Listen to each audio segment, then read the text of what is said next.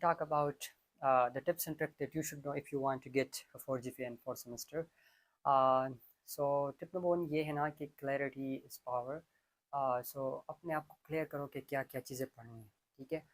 अब स्टूडेंट तो कहते हैं कि there are lot of content, but ji आपके लिए अभी क्या पढ़ना है वो बहुत ज़रूरी है, ठीक है। कंटेंट तो बहुत ज़्यादा है, बहुत सारे बुक्स हैं, ठीक है। सो मैंने आप लोगों को सब्जेक्ट वाइज गाइडलाइन में भी बताया था कि अपने स्लाइड्स और जो कंटेंट है वो क्लियर करो, उसके बाद जो है ना स्टार्ट कर लो। बिकॉज वो कहते हैं ना कि आपका वाई क्लियर हो जाता है तो फिर हाउ इज़ ईजी, ठीक है। So it's simple. मैंने आप लोगों को पहले भी बताया था, अभी भी बता रहा हूँ कि जो भी लास्ट ईयर की जो स्लाइड्स है वो कंपाइल फॉर्म में मौजूद है, स्लाइड बुक्स। तो वो आपने लिए प्रिंट किया होगा, आई होप सो। नहीं तो वही पढ़ लें, ठीक है। ओल्ड स्लाइड्स अगर आप सॉफ्ट फॉर्म में स्टडी कर रहे हैं तो वही ओल्ड स्लाइड्स पढ़ लें, ठीक है। और बाकी जो न्यू स्लाइड्स आ रहे हैं ना, तो उनको अपने साथ सेव किया करें और एट द एंड आप उसको जो है ना रीड कर लें। या आप ऐसे भी कर सकते हो कि जो भी आप for example chapter number 5 of HN जो है ना, आप जो ओल्ड स्लाइड्स में कर लिया तो उसके बाद न्यू स्लाइड्स में जो है ना रीड कर लो। बिकॉज लास्ट ईयर ये चीज़ मेरे साथ हुई थी कि HN को के जो न्यू स्लाइड्स है, स्टूडेंट PPTs आए थे। न्यू स्लाइड जो भी हो, स्टूडेंट PPT हो, जो भी हो ना, तो उनको आपने एक रीड लाजमी देना है, ठीक है। तो वो मैंने लास्ट में जस्ट रीड किया था ना, लेकिन पेपर वही से आया था फिर, ठीक है। और साइड से काफ़ी कम स्क्यूर्स आए थे, और जो बाकी जो टर्म्स वगैरह, जो न्यू पॉइंट्स वगैरह थे, तो वो न्यू स्लाइड से आए थे। तो आई विल सजेस्ट कि अपने लिए जो है ना और स्लाइड्स पढ़ो, ठीक है, कंसेप्ट क्लियर करो, आप क्लैरिटी होगी, आपको अच्छी से अंडरस्टैंडिंग आ जाएगी। और उसके बाद जो न्यू स्लाइड होगा उसको आप पैरेलल भी स्टडी कर सकते हो, और एट द एंड आप जो है ना लास्ट में भी रीड दे सकते हो, ठीक है। बाकी फार्मा के लिए मैंने आप लोगों को बताया था कि जो शार्ट लिस्टिंग है, तो जब आप एक मरतबा अच्छे से कर लेते हो, एक दो मरतबा कंप्रेहेंसिवली स्टडी कर लेते हो, कंसेप्ट को क्लियर करते हो, तो कर लेते हो, तो उसके बाद जो है ना शार्ट लिस्टिंग से डेली बेस पे आपने रिवाइज करना है। और बाकी भी अगर आपकी और सब्जेक्ट्स हो गए ना, तो आई विल सजेस्ट के अगर लिंथी आप रिवीजन नहीं कर सकते तो एटलीस्ट शार्ट लिस्टिंग से डेली बेस पे आप कर लिया करो, ठीक है। बाकी सब्जेक्ट नहीं, लेकिन फार्मा को मस्ट आपने डेली बेस पे करना है, ठीक है। That's my tip and it will help you a lot जब आप पेपर से आ जाओगे, ठीक है, तो आपको रियलाइज़ हो जाएगा, ठीक है। So that's tip number 1। So tip number 2 is that use of ChatGPT।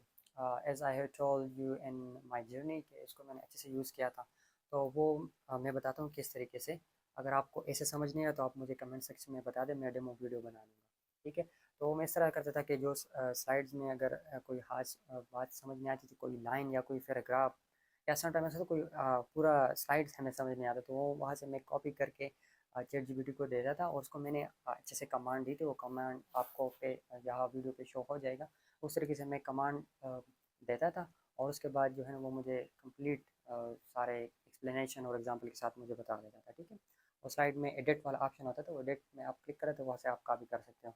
और बाकी ऐसे होता है कि वो PDFs में होता है, तो वो अगर एडिट नहीं हो सकता तो आप जो है ना गूगल जो कैमरा होता है ना, गूगल कैमरा, उस पर आप क्लिक कर लेते हो, तो वो जहाँ भी आपने पिक्चर लिया हुआ है, स्क्रीनशॉट लिया हो, तो वहाँ पे आप स्कैन करके वहाँ से आप डायरेक्टली टेक्स्ट को कॉपी कर सकते हो, और आप जो है ना ChatGPT को दे सकते हो, ठीक है। सो इस तरीके से आप मतलब ChatGPT के ज़रिए अपने कंसेप्ट को अच्छे से क्लियर कर सकते हो। मैंने निमोनिक्स भी जो है ना फार्मा के लिए स्पेशली ज़्यादातर बनाए थे, तो मैंने ChatGPT के थ्रू और अपनी क्रिएटिविटी अंडरस्टैंडिंग के थ्रू जो है ना मैंने वो बनाए थे, और that help lot in my understanding and retention. जी, so tip number 4 is also very important।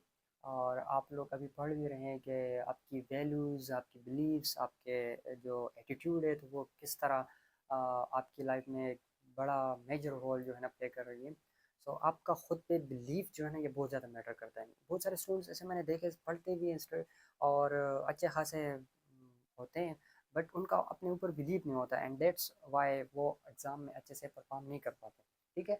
सो मैं आपको बताता हूँ कि देखो, अगर आपके हर वक्त ये माइंड में बातें चल रही ना, ये टेम्पटेशंस आएंगी कि यार मुझसे नहीं होगा, ये तो बहुत ज़्यादा लेंथी सेमेस्टर है, फार्मा तो याद नहीं हो रहा है, HN कवर नहीं हो रहा, ठीक है सर, पे तो है, पे तो करे तो HN, ये सारी चीज़ें ये माइंड में आएगी। लेकिन आपने फोकस करना है एक्शंस पे कि मैंने अपना बेस्ट देना है।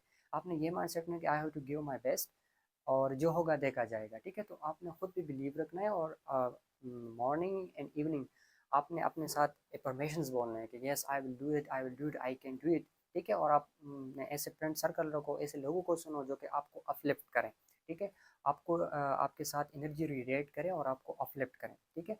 सो अपने माइंड को जो है ना पॉजिटिव जो कंटेंट है वो कंज्यूम करवा लिया करो। So it also matters a lot in achieving your dreams and what ever जो भी टास्क हो, ठीक है। तो आपने खुद पे यकीन करना है, ठीक है। अब आई नो कि सेमेस्टर कंटेंट ज़्यादा है, गिनती है, लेकिन मैंने किया है, मेरे और दोस्तों ने किया है, तो अगर वो कर सकते हैं, मैं कर सकता हूँ, तो आप लोग क्यों नहीं कर सकते, ठीक है। आप कर सकते हो, बस आपका खुद पे जो यकीन है ना वो बहुत ज़्यादा मैटर करता है, ठीक है। And you believe you can do it, you are half way there.